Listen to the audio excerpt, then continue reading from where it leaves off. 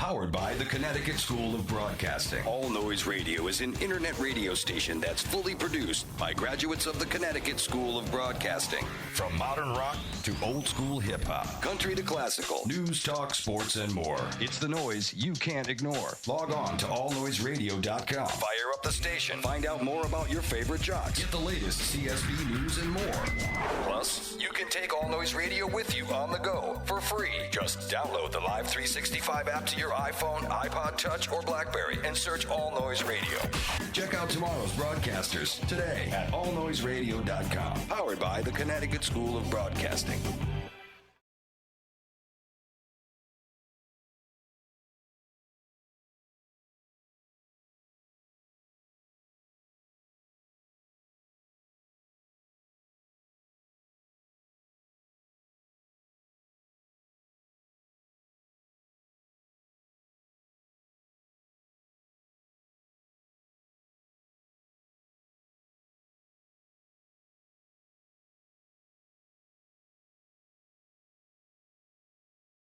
Sit back down and shut your trap. It's time for Keeping It Sports with M3, right here on All Noise Radio.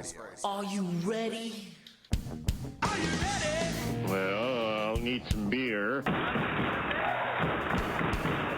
you ready? You have to ask me nicely. Come on now, don't be bashful. Are you ready? Are you ready for... Place for the best sports talk and news surrounding each league. I can prove it with my usual flawless logic. Hey man, this time we're gonna do it my way. What's your name again? And now, here's your host, M3, Mike Rosnansky. Coming to you from Cherry Hill, New Jersey. It's time for Keeping It Sports with M3, powered by the Connecticut School of Broadcasting. Good afternoon, everyone. Hope everything's going well for you here on this Tuesday, the 3rd day of September. Yeah, we're here on a Tuesday this week, just due to the Labor Day holiday. Hope you will all enjoyed your holiday weekend. A happy time, but also kind of a melancholy time, because Labor Day usually kind of signals the end, as we know it, of summer.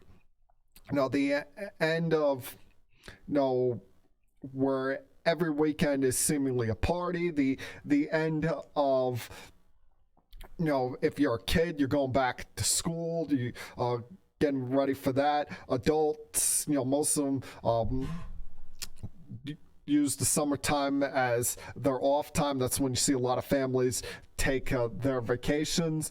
But now we get back to our regularly scheduled programming, as they say, with us heading toward the football season, with the college football season getting started over the weekend, with the NFL getting started this coming Thursday. So you got that to look forward to, that to be excited with. You've got Major League Baseball playoffs coming up right around the corner. So a lot of fun things happening, happening to take our mind off of the summer being pretty much over. Because I know, technically summer rolls through until I think it's the 23rd of the month, but pretty much now, once you hit the month of September, you get that feeling of back to normal here. But as I said, football and baseball to keep us occupied, and hey, before you know it, you'll have the NBA and NHL back in the mix of things. A lot of things to talk about today. I'll touch a little bit on college football. First weekend, not a lot that you can take from the first weekend, because in my mind there was only one truly meaningful game. Outside that, it was Cupcake City, if you know what I'm saying. But I'll also give you some thoughts on the NFL, news coming out over the last couple of days. Some news could be coming down today, depending on the reports that are out there. about certain holdout situations that are going on in the league, as well as I'll give you predictions for this upcoming season. Division winners, wild cards, MVP, offensive player of the year, defensive player of the year, all that kind of stuff throughout the hour. But I'm going to start with baseball, because we're out of the dog days of summer, and now we're on to the final stretch run. We're on to the proving grounds here of the regular season, where you have somewhat whittled out the contenders and the pretenders, and now it's a mad chase to the finish to see who are going to be the final 10 teams left standing at the end of the day on Sunday, September 29th. Now, for the most part, we know who's going to be them. You got the Dodgers winning the National League West. I think it's a little bit still up in there, but the Braves have seemingly put themselves in good position as the class of the division in the National League East.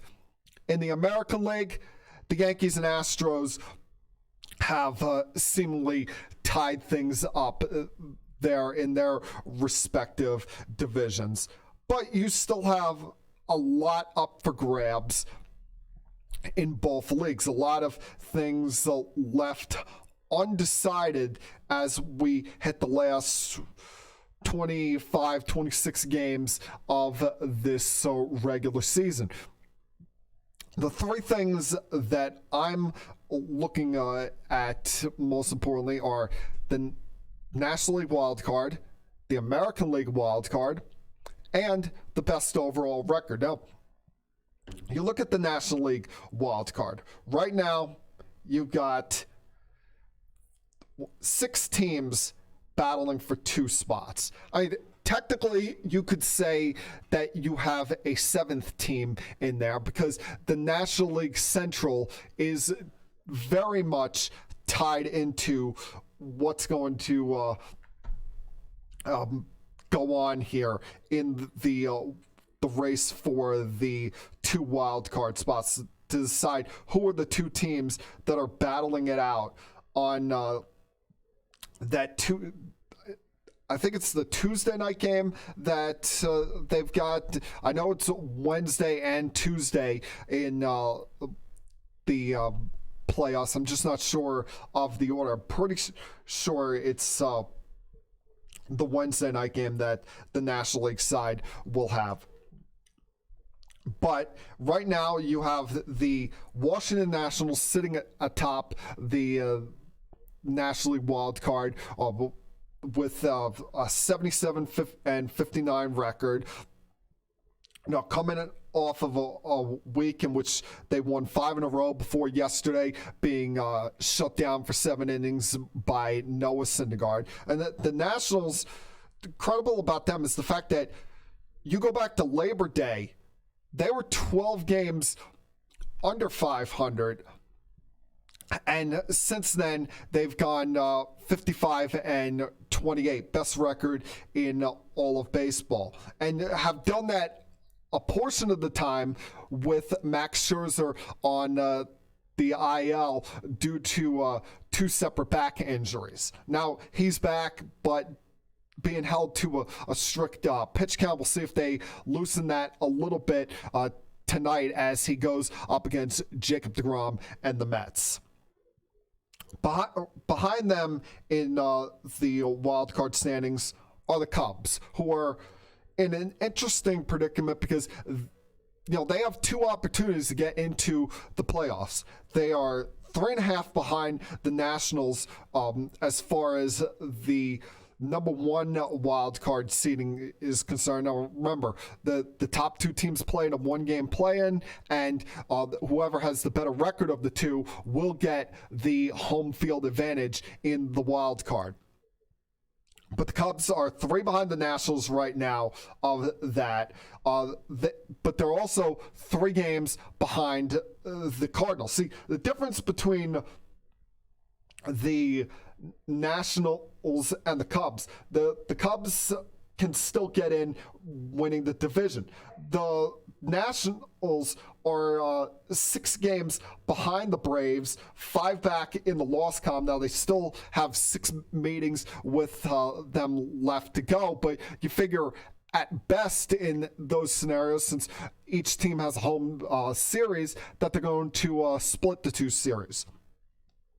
But in the case of the Cubs, they got a wild card spot right now, but 3 back of the Cardinals, and still 7 games left to play with them. In fact, they are playing. The Cubs and Cardinals will meet up 7 times in the last 10 days of the season, and that should create some excitement, some drama as we head down the stretch there in not just the wild card, but also the NL Central race. Now, behind them, you have 4 teams that I'm not sure if I can have any confidence in any one of them. If you're a fan of any of them, I'm not sure if you have any confidence in any of these teams. And how could you? What reason have they given you to be confident so far this season?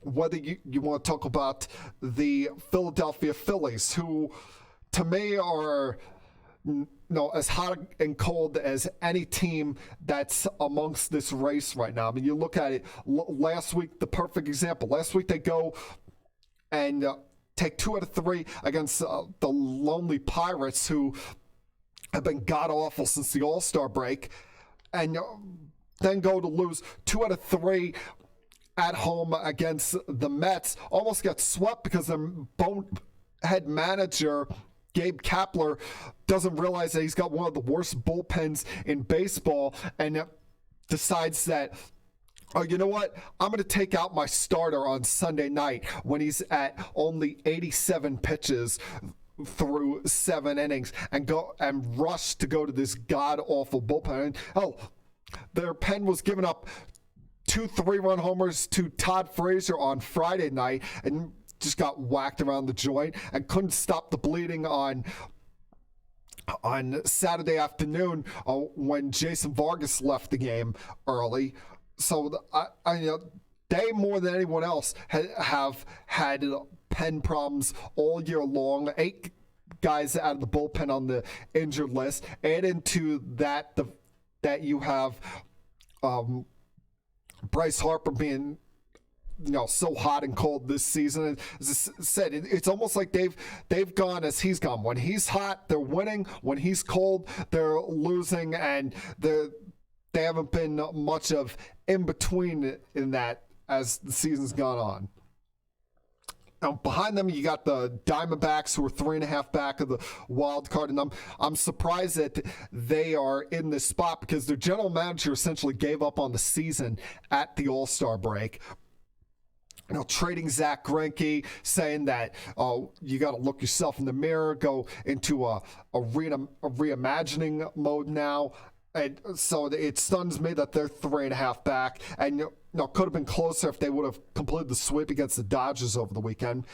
You got the Mets, who were 4 back, and last week really put a hurting into them, because the Mets have 29 games left in the regular season, and they're 4 back. Problem is, one of the teams that they're chasing, they got swept by at home last week when the Cubs came in. And main reason why, Noah Syndergaard pitched like crap on Wednesday night. But the main reason why they got swept is because their offense decided to go into full-on shutdown mode. It wasn't just in Jacob deGrom's start that did nothing on Tuesday night when Stroman was on the mound. And please, I don't need to hear him talk anymore about how he's built for this moment. He's been average at best since the Mets acquired him at the trade deadline. And then, the the Mets somehow were able to salvage that by going and winning 3 of their last 4 by taking 2 of the 3 but from the aforementioned Phillies over the weekend, and winning yesterday when they beat down on Joe Ross, but haven't gained anything in the standings because the teams ahead of them haven't been playing each other. It's been when they win, teams ahead of them are winning. When they lose, the teams ahead of them have been losing. I mean, the Mets almost have to go on another one of the crazy runs that they went on in early August just to get back into this race. Problem is, they've got an awful bullpen and a bad manager, just like the Phillies do. And they're not scoring a lot of runs when their ace is on the mound. I mean, tonight he's going up against Max Scherzer. And Scherzer, who knows what the Nationals are going to allow him to do. But can you imagine what could be going on in Jake's head if he goes out there and has another 7 innings of only giving up 1 run and still can't get a win? I mean, the guy's got to be pulling his freaking hair out, wondering what he's got to do to get any run support. I shouldn't include this team in this, but they have the same record as the Mets. The Brewers are 4 games back, but I look at the Brewers, who do they have starting games for them right now? Gio Gonzalez has been on and off the injured list. They're without their best starter, Brandon Woodruff. And outside of the year Christian Yelich is having, they don't have any players that are having that kind of significant season. Plus, you've seen a slight drop-off in Josh Hader's performance this year. And then they even released a reliever over the weekend. The Brewers, I just can't figure them out, especially that they lose 2 out of 3 against the Cardinals at home, but then go to Wrigley Field, which has been a house of horror for them over the years, and win 2 out of 3. And now they got the Cubs coming back up this weekend, this time coming to their place. And that's been a train wreck for them over the years when you consider the fact that every time the Cubs come there, it's essentially Wrigley Field South. It makes no sense. And I can't quite put my finger on what to expect out of the Brewers. Now you look at the American League wild card race, the Rays and the Indians currently hold those top 2 spots. The Rays jumped ahead of the Indians after sweeping them this past week. But the Rays, their season could be about to take a weird little twist because they're in the middle of a 3-game series with the Orioles, but have to play a doubleheader today due to the fact that Hurricane Dunlin, I believe it's called, Dublin, something along those names. This powerful hurricane that we've been hearing about for 2 weeks now is supposedly going to be hitting shore there in Florida at some point tomorrow. So they had to move tomorrow's game up and play a single emission doubleheader today against the Baltimore Orioles. And while that's fine, gives you an off day, they will have to use a lot of bullpen because we know how much they love using the opener. So who knows how that's going to affect their pitching staff. And who knows that at the end of the week, they've got 4 games against Toronto at home. Are they going to be able to play those games in Tampa, depending on what goes on here with the status of this hurricane? The Indians, as I mentioned before, the Indians were swept by the Rays last week, and the Indians technically are still alive for the American League Central. They still do have 6 games remaining with the Twins, but the Twins were able to survive that, that run that the Indians went on to get back in the division race. And the Indians are missing a couple of key players here with losing Tyler Naquin to a torn ACL. They lost Jose Ramirez to a wrist injury last week, and who knows if he's going to be back for the season. They did get Carlos Carrasco back last week, which we're all happy to see, but he's only going to be used as a relief pitcher at this point for the rest of the season. So I'm not sure when it comes to the Indians, are they going to go full throttle and try and win the division, or are they going to just settle for the wild card? What kind of mindset there with Francona? The A's, they're one game back of a wild card spot, won 3-4 against the Royals last week before being shell-shocked by the Yankees over the weekend. And I say shell-shocked because they could have easily swept the series. They had the lead in all 3 games, but on Saturday their bullpen let them down with Soria giving up that game-tying home run to Judge before Trevino gives up the walk-off to LeMahieu in extra innings. And you look at on Sunday, they have a 4-0 lead going into the 8th inning. For some reason, Trevino's brought back out after essentially pitching 3 innings the day before. He can't get anybody out, and their all-star closer, Liam Hendricks, blows the game in the 9th inning with back-to-back homers from Gardner and Ford to lose that game. Now, it does help the Athletics, the schedule they have coming up this week. They probably have the easiest of schedules because, the Rays got 4 against the Blue Jays, which could be difficult with that young offense there. And depending on if they can play those games in Tampa.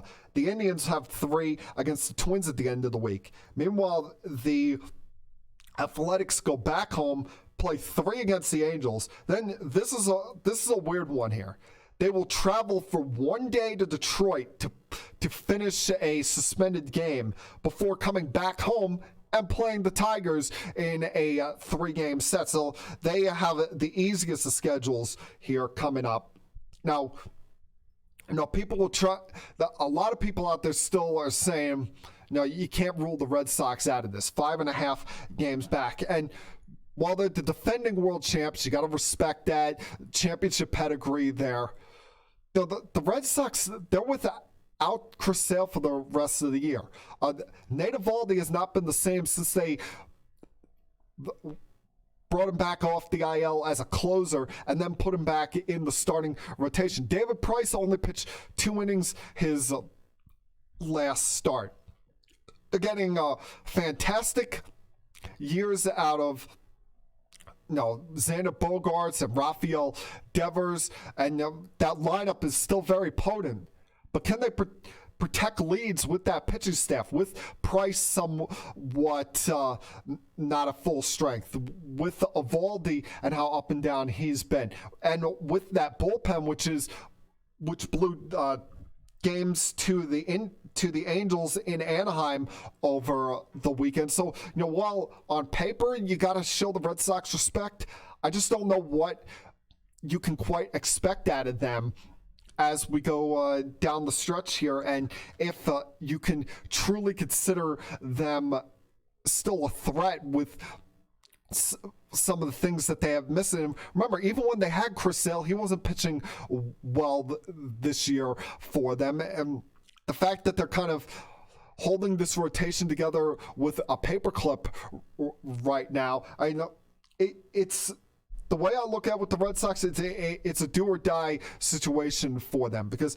they got 3 against the Twins, and then they have 4 against the Yankees. Last time they'll see the Yankees this year, and they're not going to catch the Yankees in the AL East. That race is all but done. But when it comes to the wild card spot, the Yankees can put a serious hurting into the Red Sox. Any faint hope that they had in remaining in this race throughout the rest of the regular season. And as far as the Yankees are concerned, the one thing that's left for them to decide is the best record overall in baseball.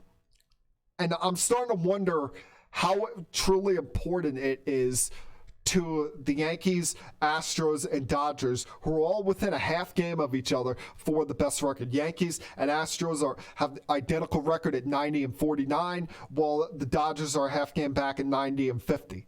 I don't understand why, or some of the things that the managers are doing, or if they truly, are going to go all out for the best overall record, or I'm not sure, should I say? Not that I don't understand. If it's there, every one of them, Dave Roberts, AJ Hinch, Aaron Boone, they'll all tell you they'd love to have the best record. But what's most important to them is having all of their players healthy as you head into the month of October, so you have the best chance. And when it comes to the Yankees, the next several weeks are going to be about getting healthy, getting Encarnacion back in the lineup tonight. They got Luke Voigt back in the lineup last week. We'll see if Aaron Hicks or Giancarlo Stanton are even going to be a factor in the remainder of this season, because Hicks has just started the throwing program now, and Stanton, he's played 9 games this year. I mean, what can you, I know he's a former MVP, but what can you expect out of this guy when he's only played 9 games? It's all of about, 30 at-bats at the most? So what's he going to give you? And that's Yankee fans' biggest fear right now, that Stanton's going to come back and upset the good vibes right now. I mean, that's probably the only player that could come back for the Yankees off the injured list that Yankee fans don't want to see back. Not Severino, not Betances, Hicks, Urshela, who's been a godsend. Jordan Montgomery may be an option from. No. The last guy that most Yankee fans wants to see back is Giancarlo Stanton. If he struggles in what could likely only be like a 2-week tryout, 2-week preparation for the postseason, I can understand why they have that fear. And if it were up to me, you'd have to seriously think hard about leaving them off the postseason roster. But at the same time, you want to go in with the best opportunity to get through the division series, get past the Astros, potentially go up against the Dodgers in the World Series. And it's not going to be easy, because the Astros are going to be breathing down their neck throughout the remainder of this season for the best record. And you look at the week they had, and the guy that Yankee fans fear the most, Justin Verlander, throwing his third career no-hitter at second time against the Blue Jays up in Toronto. And you look at the Yankees and Astros. Top weakness for the Yankees is starting pitching. Top weakness for the Astros, bullpen, especially their closer, Roberto Osuna. But these lineups, it's as thin as a piece of paper how close they are, and how well they match up against each other. I'm just wondering how much are these teams going to go all out in trying to get that best record. And the Dodgers, the same here. I mean, you see that they're right now somewhat going with a makeshift rotation, with taking Maeda, putting him in the bullpen last night. They put the young kid Dustin May back in the rotation. Rich Hill coming back soon. So that's going to be a fun thing to watch as we go down the stretch. How much are these teams going to go after the best record? But it creates some excitement here in September, not just in the wild card, but amongst the teams with the best record here as we go down the stretch, so that you put that seed in everyone's mind of, if this team has the best record, they got home field advantage. Or in the wild card races, I've loved the second wild card, because it keeps more teams involved, and that's what you want in September. You don't want more fan bases looking forward to the football season. You want them to stay alive and active as long as possible. All right, I just rambled on there about those three races for about a half hour. I'm not sure if a lot of it made sense, but hopefully it did, and hopefully it remains exciting as we go down the stretch here. But I got a lot more I want to get to throughout the remainder of this podcast. Mix in some college football talk, give you some thoughts on some of the things that go down in the NFL this past week, as well as give predictions for this upcoming season in the NFL. So, no. Hope you're all enjoying the podcast. Remember, if you're watching live and you feel like getting involved, feel like calling in, the phone line is 856-330-4749. Be sure to use that line if you feel like calling into the program today. Otherwise, just sit back, relax, put your feet up on the table, continue enjoying your day, and continue keeping it sports with M3.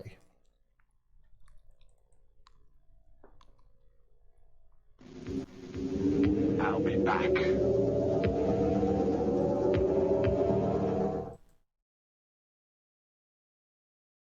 You know, our jobs occupy more than half our waking hours. Shouldn't we be doing something we love? Call Connecticut School of Broadcasting at 1-800-TV-RADIO or log on to gocsb.com. Since 1964, Connecticut School of Broadcasting, with a network of 12 campuses from Massachusetts to Miami, has helped place thousands of grads as DJs, sportscasters, entertainment reporters, behind the scenes in audio and video production, every aspect of the broadcast media. Connecticut School of Broadcasting has trained men and women of all ages and backgrounds in a matter of months, not years. Learn by doing from area radio and TV pros. Call 1-800-TV-RADIO or log on to gocsb.com. Remember, it's never too late to love what you do. Day and evening classes begin soon. Get trained. Get connected now.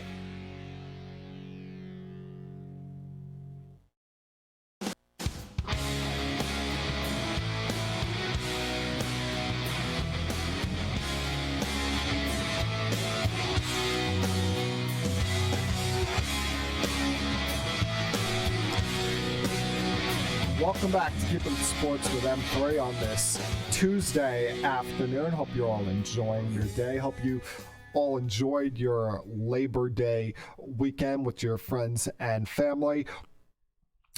Reminder, as always, tell your friends about where they can find this podcast each and every single week through either facebook.com/keepingsports with M3.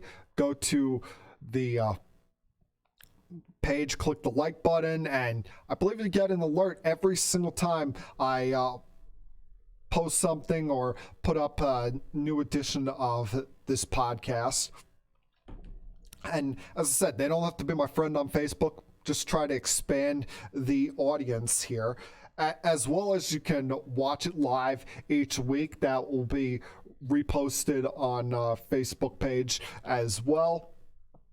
You can find that the live version on YouTube. The YouTube channel is plain and simple, Keeping Sports with M3. That's where you will find that each and every single week. You can watch it live as well on the Twitter account for Keeping Sports with M3 at Keep It Sports.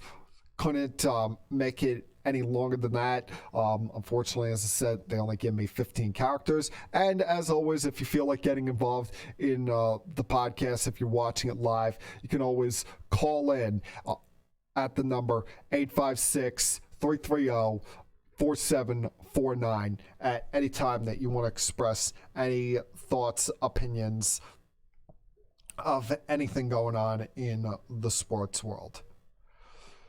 Now, we heard from Rob Gronkowski last week for the first time since his retirement, and it shouldn't come to a shock from anyone when he talked about his own physical well-being being the reason why he retired. Because you look at all the injuries he had, he dealt with back issue, dealt with the arm issue, a myriad of issues, and how one of the injuries he had even cost him from playing in one of the 3 Super Bowls that he won with the Patriots. And he said that he wasn't in a good place at the end after defeating the Rams in the Super Bowl, saying that, he actually got pretty emotional when saying that there were nights that he couldn't go to sleep because he was in such pain. He was almost crying himself to sleep at night. It just, it's why I will never criticize any of these NFL players that retire young, retire in their prime, whether it be Rob Gronkowski, whether it be what we just saw with Andrew Luck. And it's funny, a lot of fans, right at the moment Luck announces retirement, were quick to criticize him, rip him, yet Colt fans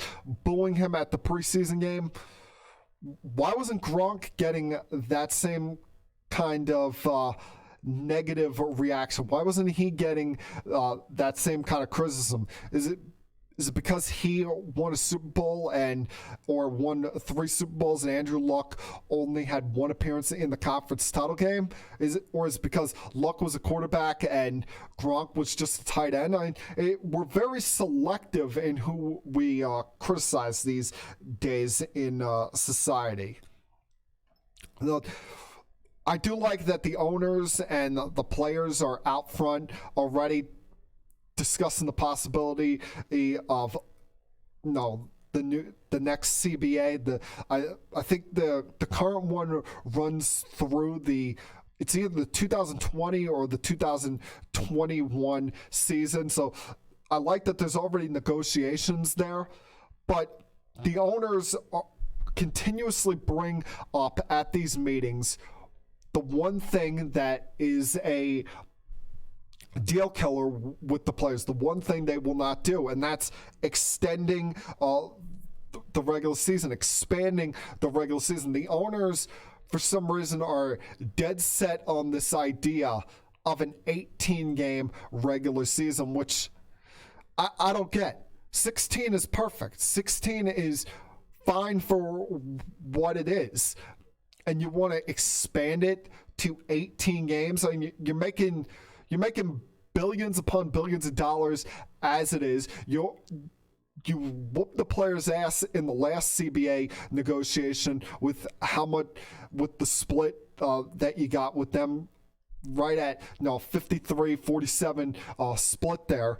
Now you want more games. They're already putting their bodies on the line. You see in players' season end during preseason, and hell, you're already charging the fans for preseason, the season ticket holders, but you want more games added on, and it just makes no sense. I understand the idea for wanting to push the Super Bowl back to President's Day weekend, but there's got to be a better idea than this. Maybe, the idea I've always suggested is make it an 18-week regular season and give each team 2 byes.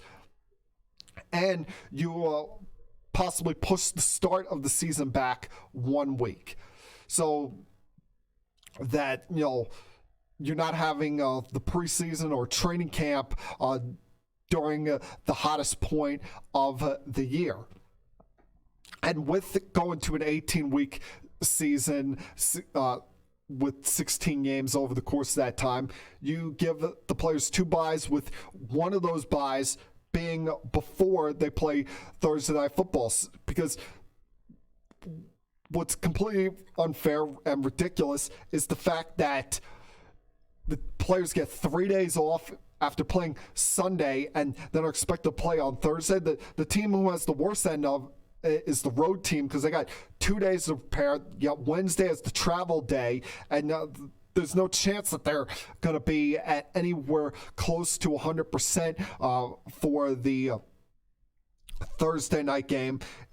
So why not just give them that extra time? Give them 10 days off before Thursday Night Football and 10 days off after it. Makes, I don't know, just makes too much sense to me if you ask me. Now, we do have a couple players still holding out of their contracts. As of the start of the weekend, you had 4 players holding out. But that all changed when the Texans traded Jadeveon Clowney to the Seahawks for 2 players and a 3rd-round draft pick. And with making that trade, Jadeveon Clowney finally signed his franchise tender.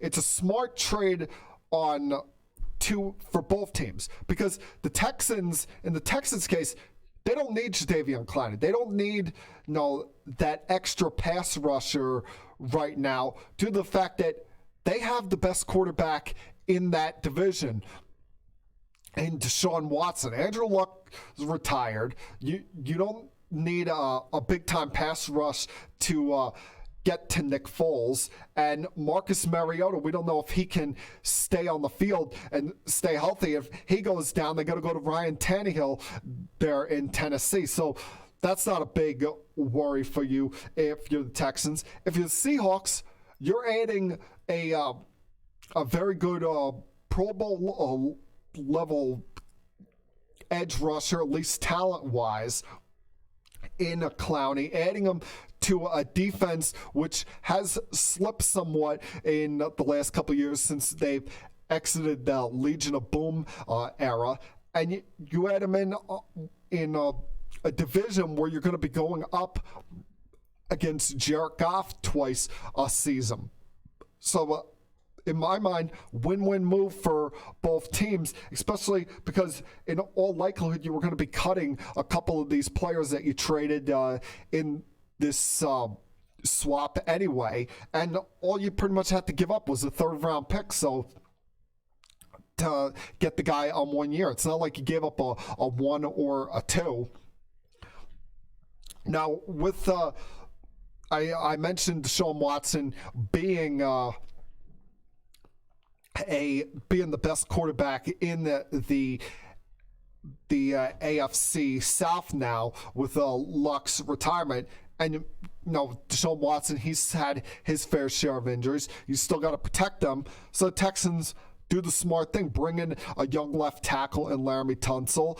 Took a lot to go get him, but you get a good wide receiver, another weapon for Watson, and helps out DeAndre Hopkins being on the opposite side of him.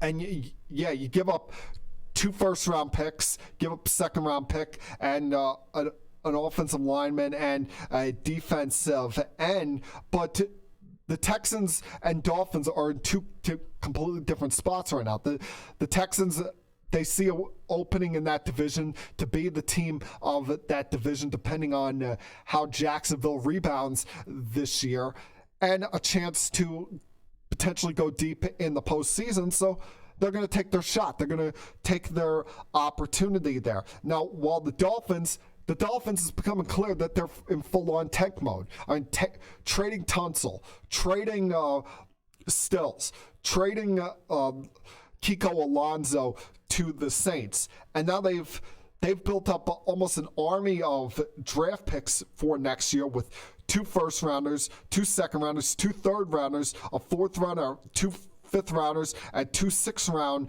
draft picks. They've got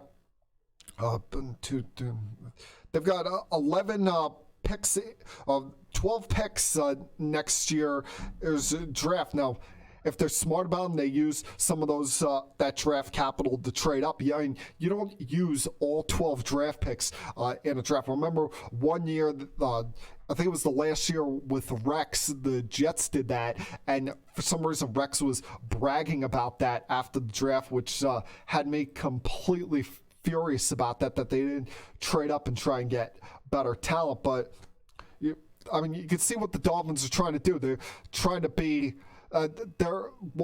Brian Flores said, that it's ridiculous. It's very clear that the front office and Brian Flores are on a different page here. Well, Brian Flores, he wants to get his coaching career off to a good start. The front office is trying to tank for Tua or tank for Herbert next year in the first round, get as high as they can so they can get their future franchise quarterback, because it's clear that Josh Rosen is not that future franchise quarterback. If he was, why else would they be starting Ryan Fitzpatrick at quarterback to start the season? I mean, makes no sense if you ask me. Now, I did mention before a couple more players that are holding out of training camp, and what's weird is all three of them are, holding out for different reasons, and all of them have a different feel to them. I mean, Trent Williams, you wonder if he even plays football anymore, because the Redskins hold his rights, and he doesn't want to be there. He wants to be traded away because he feels that the medical staff has handled his any injuries that he's had in the past poorly. You got Melvin Gordon, who's on the last year of his rookie deal, and both his head coach and general manager don't want to talk about his holdout anymore. Thomas Telesco going as far as they would no longer negotiate with Gordon until after the season, even when they offered him $10 million per year, and even that wasn't good enough for him. Probably had to do something with the guaranteed money. Then you got probably the most noteworthy one of them all, Ezekiel Elliott, who has 2 years left on his deal, but wants an extension with more guaranteed money. And the thing about this with the Cowboys is, we talk about their top three players, Dak, Zeke, and Amari Cooper. All of them want extensions. Zeke is the only one of them that has held out. But the Cowboys are seemingly, locked up every player around them. I mean, you see them give an extension to DeMarcus Lawrence, who was on the franchise tag, extend Jalen Smith. They now today extend their right tackle Lyle Collins to a 5-year, $50 million deal with $35 million of that guaranteed. It does sound like there might be some inroads here in the Zeke holdout, just due to the fact that Ezekiel Elliott has traveled to Dallas today to negotiate in person with Jerry and Stephen Jones. But, how will the Cowboys season go if they don't have Zeke Elliott? Can they still be, a lot of people out there have them as a Super Bowl contender. I saw a lot of people on TV this morning that had them as their NFC representative in the Super Bowl. But is it possible they can still do that without Zeke Elliott? I mean, they have a strong defense. They have one of the best offensive lines in the league. A quarterback who, while I'm not in love with, do have to say that he's outperformed his draft status as a fourth-round draft pick, and a very talented wide receiver. Can they just put Tony Pollard out there and be a Super Bowl contender, or will it take Zeke Elliott coming back? So, we'll see. Some people are speculating that today could be the day, but can they?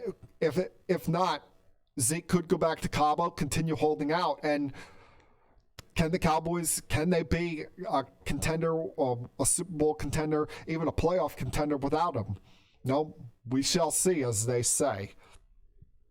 All right, going to take one more break here, come back on the other side, and we'll get to what I've been teasing all hour long. I will give my predictions for this season in the NFL, all the division winners and the two teams that I think will ultimately end up in the Super Bowl. Continue keeping it sports with M3.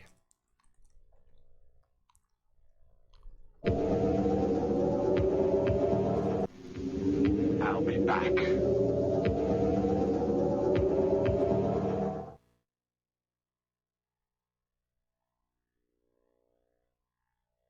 It's been 48 years. Connecticut School of Broadcasting has helped place thousands of people, just like you, in exciting careers in radio, television, and the new media. At Connecticut School of Broadcasting, our hands-on approach is different.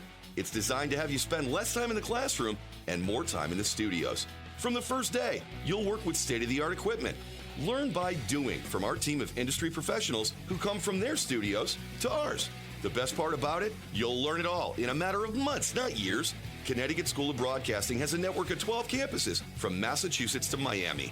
Remember, it's never too late to love what you do. So do what I did. Call 1-800-TV-RADIO. Step into the fast-paced world of the broadcast media. Day and evening classes begin soon.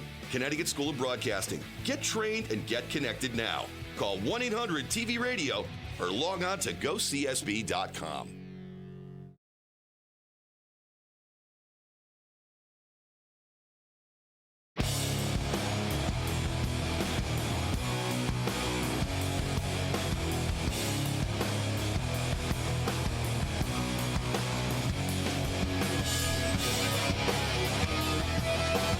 Welcome back to Keeping Sports with M3. Hope you're all having a very good Tuesday afternoon. Glad that any or all of you could tune in for the podcast this week. Before I get to my NFL predictions, college football got back underway over the weekend. I know there was one game the week before between Miami and Florida, but that game really didn't drag me in, really didn't have me caption, especially because how could I trust Miami with still running out the crap that they're doing at quarterback? How can I trust the fact that the Hurricanes are gonna be a competitive team against Florida, even with Florida having Felipe Franks as their quarterback? You have Jaron Washington given chance after chance late there in the fourth quarter with all the penalties that Florida is committing in their secondary, but isn't able to overcome that pass rush.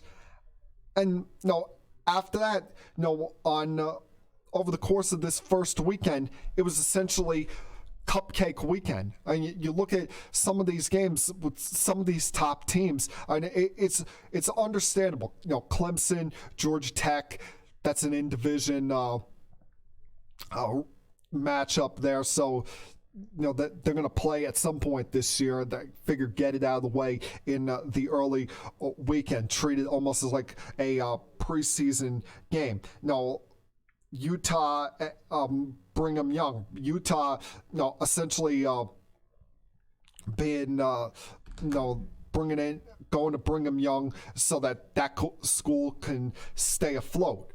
But some of these other matchups, I mean, Ohio State, Florida Atlantic, Nebraska, South Alabama, some of the Penn State over against Idaho, Syracuse Liberty. I mean, some of these matchups.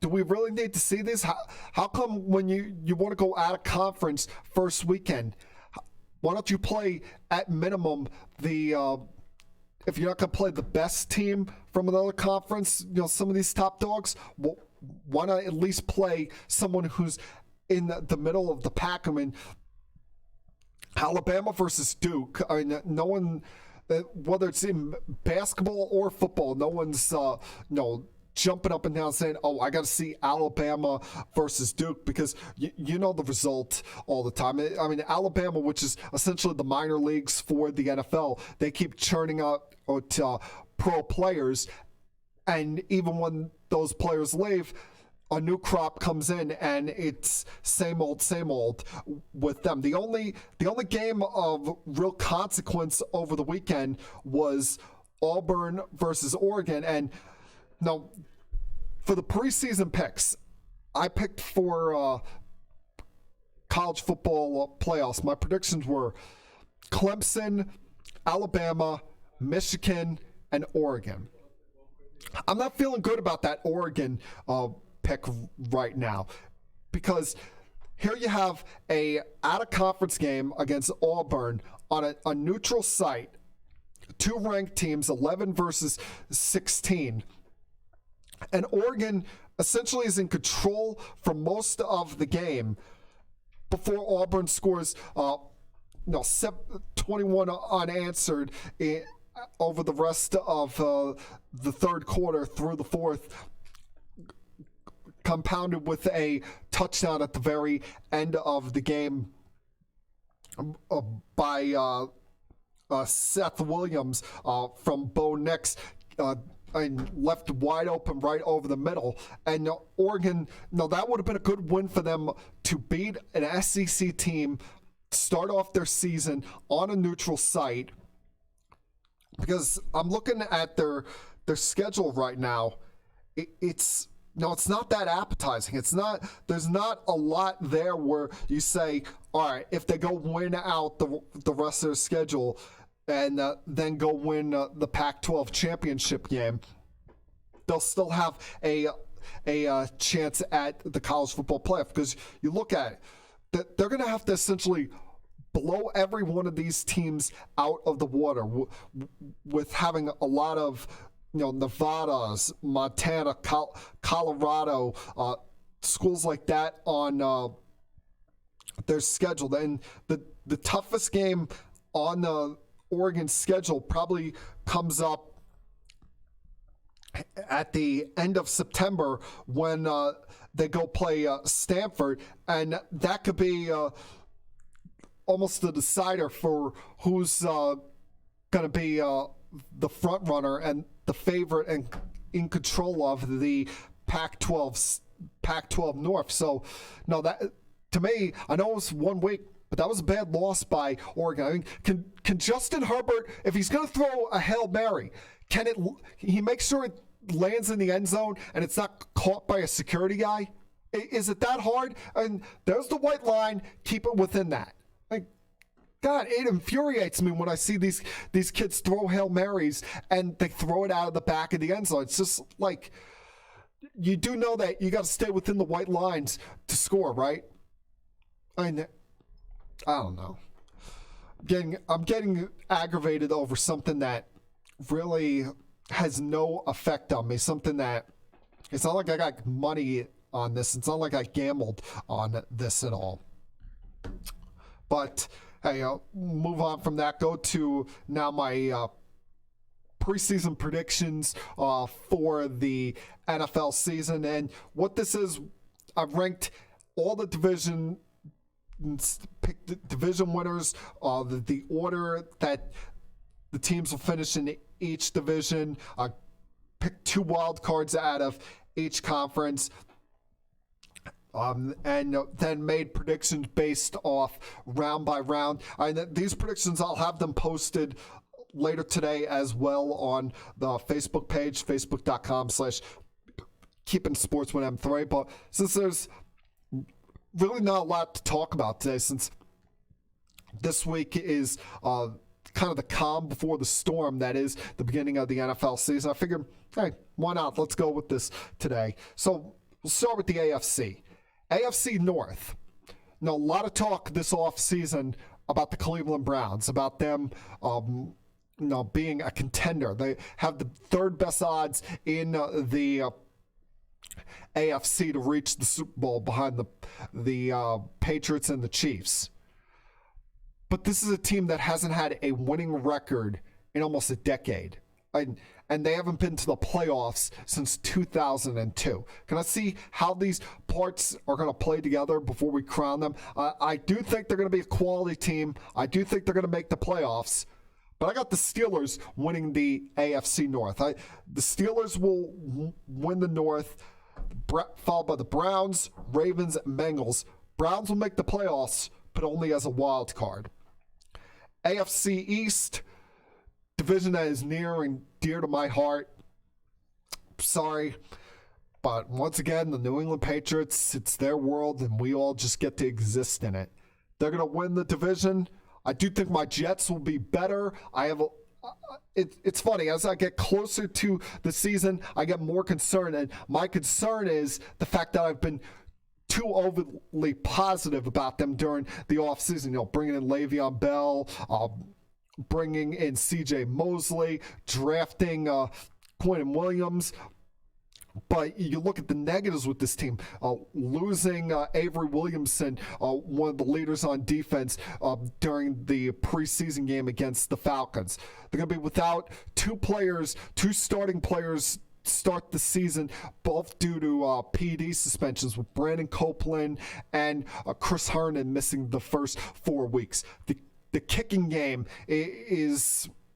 you look it up to the sky and you're saying a hope and a prayer on special teams there, whether it be on field goal kicks or on returns.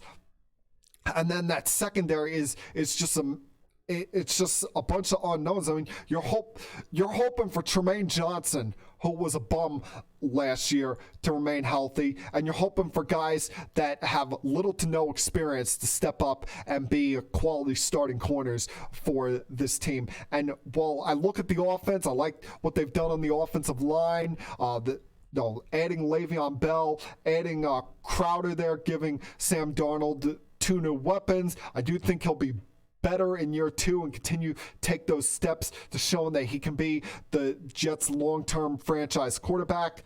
But I just don't think they're good enough yet to compete for a playoff spot. So in the East, I have it: Patriots, Jets, Bills, and Dolphins. Dolphins are going to be the worst team in the AFC this year.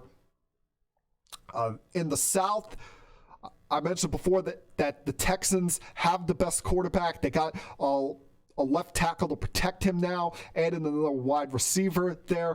Yes, they lost Lamar Miller during the preseason, but I do think they'll be able to pick up for the slack there and be good enough to hold off the Jaguars to win the AFC South. The Jaguars, they were on a playoff hangover last year. 2 years ago they were a year ahead of schedule, got to the AFC title game, but with a bad quarterback, and that bad quarterback play finally did them in last year, and there was all sorts of mutiny and anarchy in that locker room. But I do think they will put it back together this year and be a playoff contending team, just not good enough to make the postseason. I mean, make it as the division winner. So I got the Texans win the division, Jaguars making it as a wild card, followed by the Colts and the Titans in the AFC South. And in the AFC West, I like what the Chiefs have as far as the roster is concerned. Patrick Mahomes in year 2, we'll see if he can follow up his MVP season of last year. He's going to have Tyreek Hill this year without any sorts of suspensions. Travis Kelce, hopefully he stays healthy. Added pieces onto that offense in the draft. And that until someone comes and knocks them off, I can't pick against them in that division. They got arguably the best quarterback, have the best coach. So, they're going to be the lone representative of that division making the postseason. Chargers, I think, will take a step back without Melvin Gordon there. Broncos, Joe Flacco will at least make them competitive, but I can't see them being any sort of threat. And the Raiders is just going to be the Raiders, and that's doing a lot of stupid, goofy things. I mean, John Gruden's got 4 quarterbacks currently on the roster. I mean, 4 quarterbacks. Does it make any sense for the Oakland Raiders to currently have 4 quarterbacks, two of which being DeShone Kizer, who he claimed off waivers just the other day, almost coming across as one of those look what I can do kind of moves, and the other being the infamous Nathan Peterman, who we saw what a disaster he was in Buffalo. So there you go. AFC side of things, I got your division where there's Steelers, Patriots, Texans, and Chiefs. 2 wild cards of the Browns and the Jaguars. In the NFC, I know a lot of people are down on this team, but I got the Packers rebounding in a big way this year. I know there's a lot of questions about their defense. But you're going to tell me that Aaron Rodgers is going to have another down year. You tell me that this guy's done. He's heard all the knocks against him. He's heard all the criticism during this offseason. And I got to believe that he's going to bounce back in a big way and have an MVP caliber season. So I got the Packers winning the NFC North, followed by the Vikings, the Bears, and Lions. And you say the Bears, why the Bears in third place? Look at the roster they've put together. They won that division last year. But go through the Bears' schedule last year. They won a lot of close games, a lot of one-score games late. And as history will show, when a team wins a lot of close games, one-score games one season, they have a tendency to flip script and not get that sort of good fortune going their way the next season. So that's why I see them slipping back to third. Plus, I don't completely believe in Mitchell Trubisky just yet as a franchise quarterback. In the East, I do think this Ezekiel Elliott contract situation will get done at some point this year. I mean, this year. Cowboys better hope it's this year, but definitely this week I think it will get done. And now listen, I can't stand the Cowboys. I can't stand this whole America's team thing, but I feel like every year that I pick against the Cowboys, that's when they go and have a good season and make the playoffs and surprise me. So I'm going to go with the reverse idea on that and hope that in picking them to win the division, that they have a down year. But they will have close competition with the Eagles for that division. I'm hopeful that Carson Wentz stays healthy throughout this season, can have a full 16-game regular season, show why he was on pace to win the MVP 2 years ago, and lead this team back to the playoffs as a wild card again. I got the Giants finishing third in that division. And the Giants, the storyline with them is just going to be, when does the young kid play? When does Daniel Jones start for them at quarterback? Because they've made some upgrades on the offensive line, but an offensive line that still hasn't played a regular season game together yet. You have Saquon Barkley, who might be the best back in the league. But outside that, there's questions on the wide receiver depth, with Golden Tate missing the first month due to suspension. Coleman's going to be out. Shepard, is he completely over that injury during training camp? Ingram is a solid player, but see what he does as he continues to grow here. And it's sad to say, but I just wonder if Pat Shurmur and Dave Gettleman are going to get their way in wanting to see the young kids sooner rather than later, want to see Daniel Jones, because this is their guy. Davis Webb wasn't their guy. Kyle Lauletta, they drafted him, but he was a fourth-round pick. They drafted him thinking that he'd be a backup quarterback at best.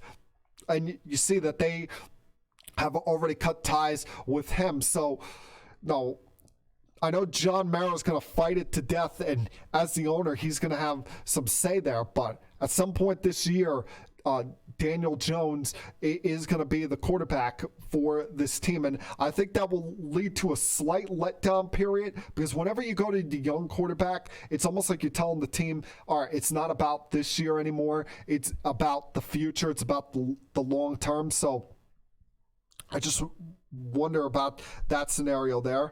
And then, of course, there's the Redskins, who, are going to start Colt McCoy at quarterback. Without Trent Williams, Jay Gruden is on the hot seat. And they didn't really make any significant additions in the offseason to improve what was already a bad roster. In the South, here's the orders. I got to get through this quick. Saints, Falcons, Panthers, Bucks. This might be the most competitive division in the NFC because any one of the first three teams, you could look at them and say, oh, they can make the playoffs. They could win this division. And the Buccaneers, I don't think are any slouch. They're not a team that you could just walk in there and expect an easy win. I mean, Bruce Arians is not going to allow that. And as much as I hated Todd Bowles as head coach here with the Jets, he can coach up a defense. So I think they're at least going to be somewhat competitive for a fourth place team. And in the West, it's going to be pretty much the same order as last year. Rams, Seahawks, 49ers, and Cardinals. You know, Rams still have slightly better roster than the Seahawks, although the Seahawks made improvements this weekend with the trade for Jadeveon Clowney. Niners, I don't know how Vegas can have their over-under number at 8 when you consider the fact that Jimmy Garoppolo hasn't played a full season in the NFL to date. And the Cardinals, you know, rookie coach, rookie quarterback with not a lot of talent behind them. So what's there to expect out of them? So as for the NFC, no, the division winners, Packers, Cowboys, Saints, Rams, and 2 wild cards, Eagles and Seahawks. As far as the playoff seedings, I'm going to go with, in the AFC, 1 through 6, Steelers, Patriots, Chiefs, Texans, Browns, Jaguars. NFC 1 through 6, Rams, Seahawks, Cowboys, Packers, Seahawks, and Eagles. Let me say that again. I feel like I misspoke on that. Rams, Saints, Cowboys, Packers, Seahawks, Eagles. There, got that down straight. And in the conference title games, I got the Steelers defeating the Patriots. I got the Saints going to LA and defeating the Rams, getting revenge for last year's screw job by the referees. And Drew Brees will hold up the Lombardi Trophy once again and win the Super Bowl for his second time when the Saints defeat the Steelers. As far as awards go, I mentioned it before, I'll stick with it. Aaron Rodgers for League MVP. Offensive Player of the Year, I'm going to go with Patrick Mahomes. Rodgers will be more valuable, but Mahomes will have more of the flashy, gaudy numbers. So there is kind of a difference there. Aaron Donald's the best overall defensive player in the league, top 10 player in the league. So why not? If it ain't broke, don't fix it. Stick with him as Defensive Player of the Year. Since I think the Browns are going to make the playoffs as a wild card, I guess I'll go with Freddie Kitchens as the Coach of the Year, since it'll be the first time in 17 years they've been in the postseason. I'm going to go with Carson Wentz as Comeback Player of the Year, even though he only missed about a month last year worth of games. I do believe he will stay healthy enough to play full season this year, and a lot of that is just a prayer on my end. No, I guess I'll go with Kyler Murray as your Offensive Rookie of the Year, but I'm not completely confident in that. But Defensive Rookie of the Year, I'm going to go with Josh Allen of the Jags. Had a very good preseason, really good training camp, and I think this guy is going to ball out and be one of the leading reasons why the Jacksonville Jaguars get back to the postseason. So there it is. That is my prediction. That is M3's predictions for the 2019 season. I will have that posted later today on the Facebook page. And that, my friends, is Keeping It Sports with M3 for Tuesday, September 3rd, 2019. I'll be back on Mondays next week. Until then, everyone enjoy the rest of your week. Enjoy the first weekend of the NFL season. And I'll talk to you guys again next Monday afternoon. Peace.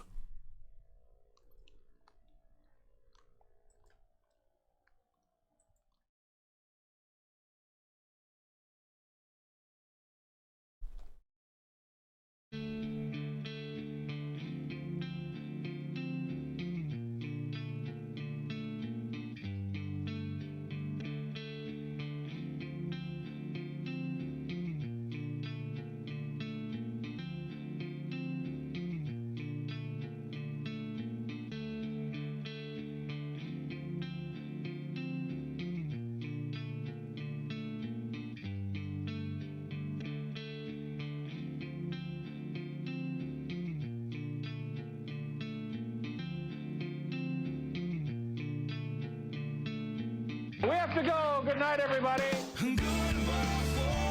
I have had enough of you.